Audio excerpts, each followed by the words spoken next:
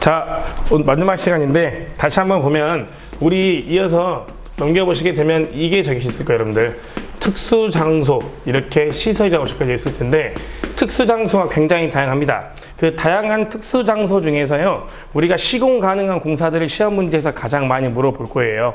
그러면 그 시공 가능한 공사가 제가 아까도 말씀드렸지만 제일 많이 나온 게 합성수지관, 그 다음에 금속관 공사, 그 다음에 케이블 공사, 이 세 가지가 가장 많이 사용되는 공사예요. 그럼 특수장소 하시면 당연히 이 세 가지 공사를 위주로 답을 적어주시는데, 무조건 특수장소가 전부 다 합금키를 쓰냐, 그게 아니고 각 사용장소마다 공사도 다 다릅니다. 그래서 일단 제가 먼저 적어 드려 볼게. 가장 중요한 거는 폭연성 분진. 자, 폭연성 분진,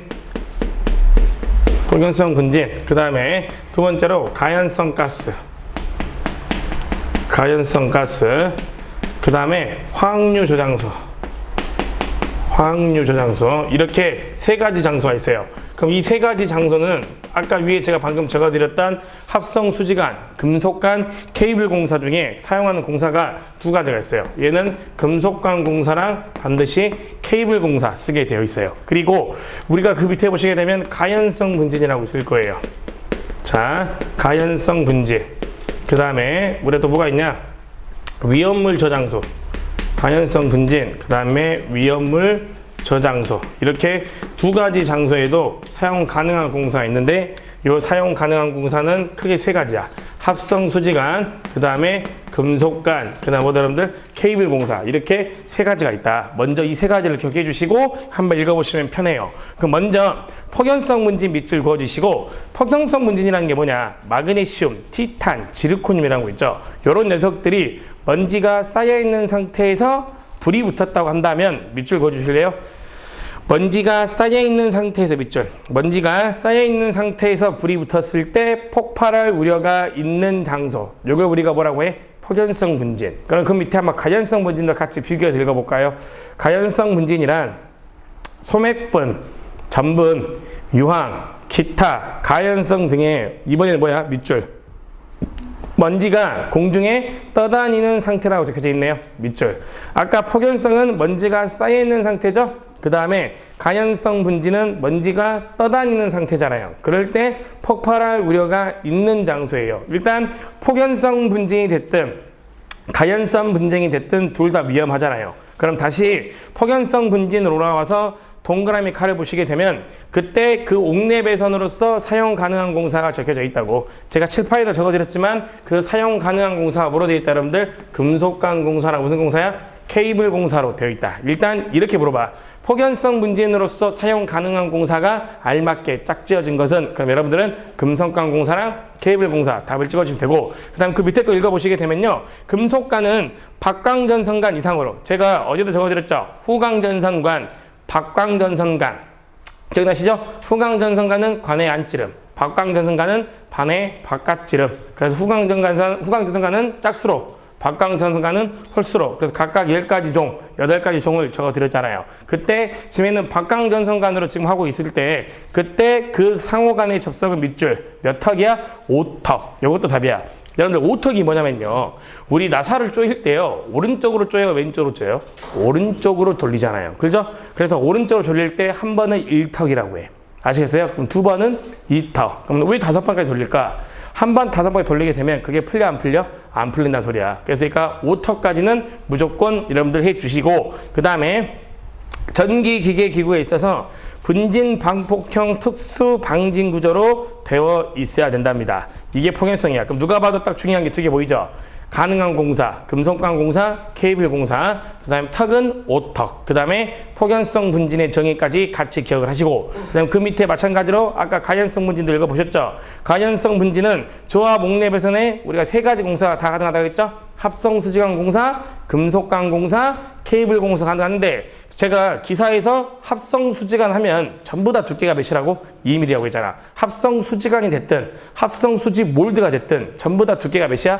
2mm. 좀 기억해 주시고, 그 다음에 그 밑에 보시게 되면 얘도 똑같이 박스 접속할 때 턱은 몇 턱을 한다? 5턱을 한다. 이렇게 좀 알아두시고, 그 다음에 5-2번 봐보세요. 5-2번을 보시게 되면 가연성 가스 등의 위험 장소가 있잖아요. 이 가연성 가스 장소의 위험 장소를 보시게 되면 반드시 우리가 사용하는 종류가 있다고. 그때 옆에다가 금속관 공사, 그 다음에 뭐다 여러분들 케이블 공사라고 꼭 기억을 해주시면 될 것 같고요. 그 다음에 나를 보시게 되면 전기기계 구조의 방폭 구조라고 있어요. 그래서 우리가 방폭 구조의 종류가 아닌 것부터 물어봐. 그래서 내압 방폭 구조, 압력 방폭 구조, 유입 방폭 구조, 그 다음에 이것도 적어줘. 본질 안전 방폭 구조도 있어. 본질 안전 방폭 구조. 이것도 적어줘. 알겠죠? 그래서 다음 중 방폭 구조의 종류가 아닌 것, 이것도 물어보니까 좀 알아두시면 될 것 같고요.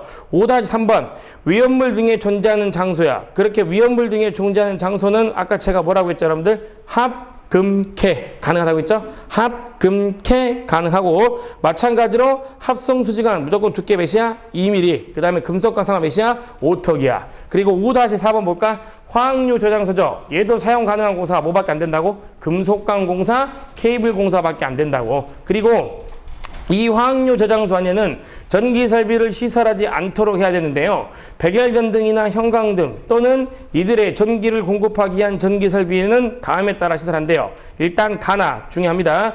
전로의 대지 전압 밑줄 300V 이하, 그리고 전기기계구의 밀폐형이라고 나와. 틀린 겁니다. 얘는 다 덮어야 돼요. 전폐형이야. 알겠죠? 자, 그 다음에요. 화학류 저장소 안에 전기 설비에 전기를 공급하는 전로에 화학류 저장소 이외의 곳에는 밑줄 전용 개폐기 및 반드시 과전료 차단기를 각 극에 설치를 하고, 그때 선로에 지락이 발생했을 때는 가로 열고 닫아주세요. 어떤 장치를 설치합니까? 이걸 또 물어봐. 그럼 답은 경보장치다 라고 알아두셔야죠. 그래서 5-4번. 그럼 여기서 가장 중요한 게 뭐야? 다 거의 똑같은 말이잖아. 그래서 여러분들이 여기서 가장 중요한 포인트는 각 특수 장소의 시설별에 따라서 어떤 장소는 어떤 공사를 사용이 가능하냐, 그게 가장 중요한 거야. 어차피 턱하면 무조건 몇 턱이니까? 5턱이니까. 그리고 마지막으로 여기 보이시죠? 요 화학류 저장지에서 아까 대지 전압 몇 볼트 이하? 300V 이하. 그 다음에 무슨 형? 전폐형. 그 다음에 개폐기 및 과전류 차단기를 설치를 하고, 지락 사고가 발생했을 때는 반드시 무슨 장치를? 경보 장치를 설치한다. 이렇게 기억하시라고. 아시겠죠?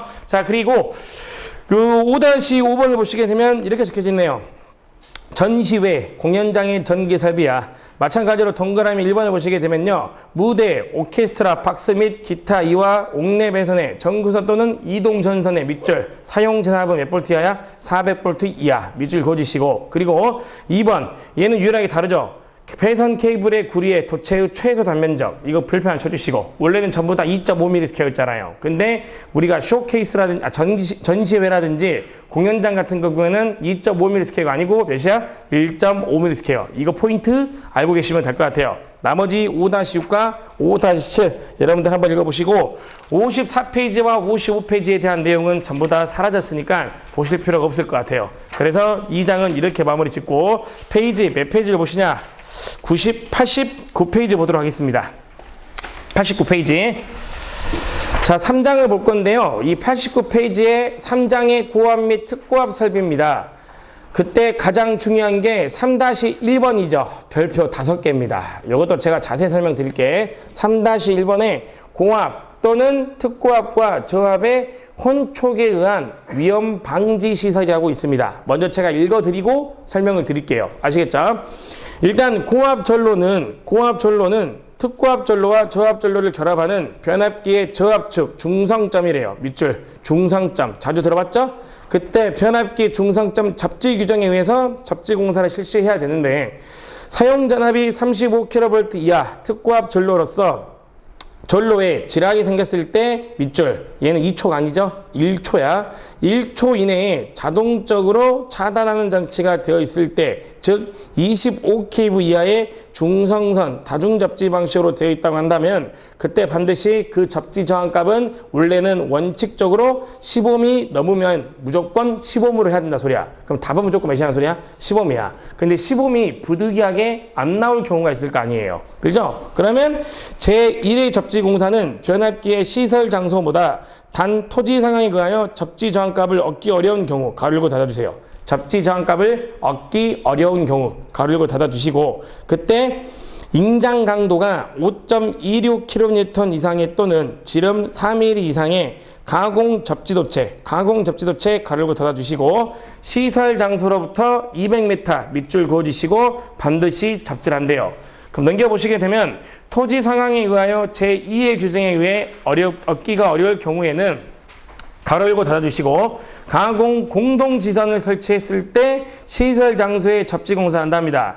그 다음에 가공 공동지선은 잉장 강도가 5.26kN 이상의 또는 지름 3mm 이상의 경동선 밑줄 그어주시고 그때 시설을 해야 되는데요. 그때 우리가 각 변압기의 중심으로 밑줄 지름이 400m 이내 그리고 그 변압기에 접속되는 전선로로서 바로 아래 부분에 변압기 양쪽에 있도록 한답니다. 그 다음에 가공 공동지선과 대지 간 합성 전기적 정압값이 밑줄 1km를 되는 상태에서 규정된 접지 저항값을 가지도록 반드시 하고 그때 그 가공 공동지선으로부터 단독으로 분리했을 때 접지 도체와 대지 사이의 전기 저항을 단독으로 했을 때는 몇 옴을 하자? 300옴 이하로 하자. 밑줄 그어주시고 읽어보니까 전혀 무슨 말인지 모르잖아. 그죠? 저도 알고 있습니다. 그래서 이제 한번 같이 보면 될 것 같아요. 참 신기하죠? 이 상태로 읽어보면 정말 공부하기 싫어져. 그죠? 전혀 무슨 말인지 모르니까요. 그러니까 얼마나 법적으로 공부하시는 분들이 힘들겠어. 그죠? 한번 봐보자. 자, 이거야. 볼게요.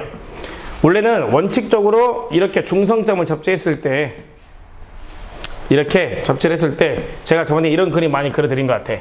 자, 여기에 이런 식으로 원래는 변압기가 이렇게 있다고. 원래는 몇 대? 세대야. 그러면 저번에 공부했죠. 이 세대는 반드시 중성점을 접지하게 되어 있고 그 중성점을 접지할 때 반드시 어디에서 설치한다? 직하 부분에 반드시 설치한다고 했죠? 어디다 설치해? 직하 부분. 반드시 직하 부분에 설치하도록 되어 있어. 그때 그 접지 저항값이 몇 옴이요? 10옴 이하. 얘는 반드시 원칙적으로 몇 옴 나와야 돼? 10옴 이하가 나와야 된다고. 단 조건이 25kV 이하의 중성점 다중접지 방식으로 했을 때요. 알겠어요? 근데 이렇게 10옴 이하가 나와야 되는데 그래서 접지를 박아서 몇 옴 이하가 나와야 된다고? 10옴 이하가 나와야 되는데 생각보다 이 대지의 토양에 따라서 10옴 이하가 나올까 안 나올까? 안 나온 경우도 있을 거 아니에요. 제가 이런 말씀 많이 드렸죠? 접지 저항이라는 건 내려가는 게 쉬워 올라가는 게 쉬워? 올라가는 게 쉽다고 했어. 그러니까 법적으로는 10옴 이하가 돼야 되는데 지금 10옴 이하가 생각보다 나와 안 나와? 안 나와. 뭐 대표적으로 왜 안 나오냐? 뭐 이렇게 해보자. 예를 들어서 이 지중 안에 이런 식으로 안반 덩어리, 큰 돌덩어리 있다고 가정해보자. 그러면 생각보다 이 안반 때문에 우리가 접지 저항값이 생각보다 안 떨어져. 그러면 접지를 하나만 하잖아요. 그래서 우리가 이렇게 접지 저항이 얻기 어려운 경우에는 인접해 있는 지지물을 통해 가지고 일단 대지에 박지 말고 어디에다가 하늘로 접지를 띄어 가지고 인접해 있는 지지물을 통해 가지고 대지에다가 접지를 하라 이 말이야. 그러면 원래는 시범이 나와야 돼. 근데 지금 나온다 안 나온다고? 안 나오니까 얘를 어디로? 인접해 있는 이런 녀석들을 통해 가지고 하늘로 띄우라 이 말이야. 그래서 이 접지를 이런 식으로 하늘로 이렇게 띄어 가지고 이런 식으로 우리가 접지를 해서 어디에다가 이렇게 대지에다가 박으라 이 말이야. 무슨 말인지 아시겠죠? 그럼 여기도 똑같이 이렇게 접지극을 받겠죠. 그럼 무슨 접속되어 있으니까? 병렬로 접속되어 있으니까 합성 저항은 떨어질 거 아니야. 그럼 이 상태에서 그때 하늘에 떠 있는 이 도체 있죠? 이 도체를 우리가 가공 뭐라고 하냐면 접지 도체라고 해. 뭐라 부른다? 가공 접지 도체. 알겠죠? 하늘에 접지가 되어 있는 도체라고 해서 우리가 이를 가공 접지 도체를 하는데 그때 이 가공 접지 도체는 뭘 물어보냐? 첫 번째로 잉장 강도 물어본다. 잉장 강도. 그 잉장 강도가 첫 번째로 5.26kN 이상이야. 5.26kN 이상. 알겠죠? 그리고 그 도체의 뭘 물어봐 여러분들? 굵기 물어봐. 도체의 굵기. 이 도체의 굵기는 반드시 몇 mm 이상으로? 4mm 이상이야. 이 도체의 굵기는 반드시 4mm 이상이고 무슨 선으로 해야 돼? 경동선. 중요합니다. 무슨 선이다? 경동선. 꼭 기억하시고 그 다음에요. 또 뭐가 있냐면 이게 있죠. 거리야 거리. 방금 제가 뭐라고 했어? 거리. 그럼 여기서 말하는 이 거리가 뭘까? 얘죠? 지금 얘와 얘 사이의 거리야. 너무 넓으면 안 되잖아요. 이 거리가 중요한 소리야. 그래서 반드시 거리는 몇 메타? 200m 이내로 해라. 이게 제일 잘 나와, 일단 거리가. 알겠죠? 근데 다른 것도 종종 나오니까 일단 첫 번째 반드시 무슨 부분에 설치하라고? 직하 부분에 설치하는데 이렇게 직하 부분에 설치했다가 접지 저항이 없기가 어렵대. 그러면 인접해 있는 지지물을 통해 가지고 접지를 한으로 띄어서 접지를 하라고. 그래서 얘를 우리가 가공 접지도체를 하고 그 가공 접지도체는 ing장 강도가 5.26kN 이상으로 하고 굵기를 4mm 이상의 경동선, 그 다음에 거리를 몇 m 이내로? 200m 이내로 해라. 그리고 이렇게 했는데 마찬가지로 이렇게 했음에도 불구하고 하필 이 자리에 이런 식으로 또 뭐가 있어버린 거야? 안반덩이가 또 있어버린 거죠. 그럼 매도 얻기가 어렵잖아요. 그래서 부득이하게 어쩔 수 없으니까 이번에는 양쪽 지지물을 동시에 이번에는 이렇게 접지를 해서 접지극으로 이렇게 박아라 이 말이야. 알겠죠? 그러면 이렇게 지지물을 해서 이해를 기준으로 양쪽 동시에 접지를 했잖아요. 그죠? 그때 요 전선을 우리가 이제 앞으로 뭐라고 하냐? 가공. 그리고 이 접지도체가 하나만 있는 게 아니죠. 얘도 같이 묶여 있으니까 우리가 얘를 공동이라는 표현을 쓴다. 그래서 얘를 우리가 가공, 뭐라고 해? 공동, 그 다음에 접지도체 이렇게 불러요. 가공, 공동 뭐야? 접지도체. 이게 세 번째야. 가공, 뭐다 여러분들? 공동 접지도체. 아시겠죠? 그럼 이 가공, 공동 접지도체가 또 시험에 뭐가 나오냐? 일단 시험에는 또 이렇게 나오죠. 똑같아. ing장 강도. 자, ing장 강도야. 얘도 몇이야? 5.26kN 이상. 5.26kN 이상. ing장 강도. 자, 그 다음에 두 번째야. 자, 두 번째 마찬가지 뭐 물어보냐면 굵기 물어보죠. 굵기. 굵기도 똑같아. 몇 미리 이상? 4mm 이상이야. 굵기도 4mm 이상의 무슨 선? 경동선. 그리고 이게 제일 중요해. 아까 얘가 몇 메타라고 했죠? 200m죠. 그럼 당연히 공동이니까 같은 거잖아요. 그럼 당연히 여기도 몇 m야? 여기도 200m가 되겠죠. 그래서 여기도 200m다 이렇게 답을 적으시면 자격증 날라가. 왜? 얘는 지금 여기 보시게 되면 뭐가 있어? 공동이니까 같이 합산을 해야 돼. 그래서 여기 몇이야? 200m. 여기 몇이야? 200m죠. 그래서 합쳐서 요 지점이 몇 m라는 소리야? 400m가 되는 거죠. 그래서 현재 이 가공 공동은 앞으로 접지도체를 몇 m를 하자? 400m로 선정을 하자. 이렇게 여러분들이 기억을 하시라고. 여기까지 되셨죠? 이게 몇 번째야? 세 번째. 그리고 여기 네 번째 봐보세요. 이 네 번째 요 지지점인가요? 요 지지점 여기 요 지지점을 기준으로 반경 1km 이내야.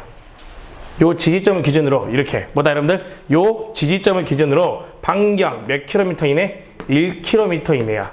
반드시 반경 1km 이내 합산은 몇 메타? 1000m죠.